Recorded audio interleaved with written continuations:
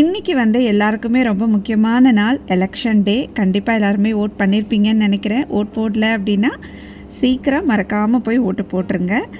இன்றைக்கி வந்து ஒரு ஃபங்க்ஷன் கூட நான் சொன்னேன் இல்லையா, நம்ம வீட்டில் வந்து பூனல் ஃபங்க்ஷன் நடந்தது. அதே மாதிரியே எங்கள் வீட்டு சைடு ரிலேஷன்லேயும் ஒரு பூனல் ஃபங்க்ஷன், அதுக்கு தான் நான் கிளம்பிகிட்ருக்கேன்.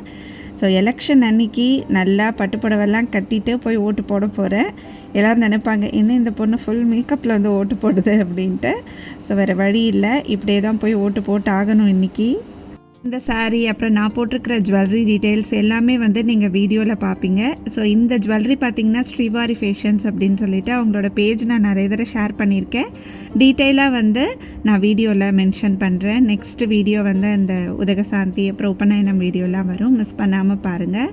அதில் எல்லா டீட்டெயில்ஸுமே நான் மறக்காமல் ஷேர் பண்ணுறேன்.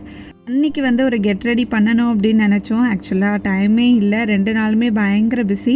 ஸோ அந்த கெட் ரெடி வந்து இப்படி தான் இருக்கும். இப்படி தான் நான் அன்றைக்கி கிளம்பியிருந்தேன். இந்த மேக்கப் ஆர்டிஸ்ட்டும் நான் வைக்கல, நானே தான் வந்து ஹேர்டும் எல்லாமே பண்ணிக்கிட்டேன். அதுக்கேற்ற மாதிரி ஆக்சசரிஸ் எல்லாமே நான் வாங்கி வச்சுட்டேன். ஸோ இதுவும் வந்து பார்த்திங்கன்னா மீஷோலேருந்து வாங்கினது தான், ரொம்ப அழகாக இருந்தது அது. ஸோ இந்த ஃபங்க்ஷனுக்கும் நம்ம போட்டுட்டு போகலாம் அப்படின்னு சொல்லி சூப்பராக கிளம்பியாச்சு.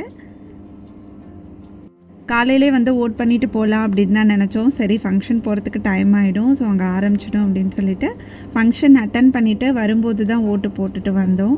ஸோ என் கடமையை வந்து நான் முடிச்சிட்டேன். ஸோ நீங்கள் எல்லாருமே கண்டிப்பாக போய் ஓட் பண்ணுங்கள். யாருக்கு போட போகிறோம், யாருக்கு போடுறீங்க அதெல்லாம் நான் கேட்க மாட்டேன். ஏன்னா அவங்கவுங்களுக்கு யார் யாரை பிடிச்சிருக்கோ அவங்களுக்கு போடுங்க.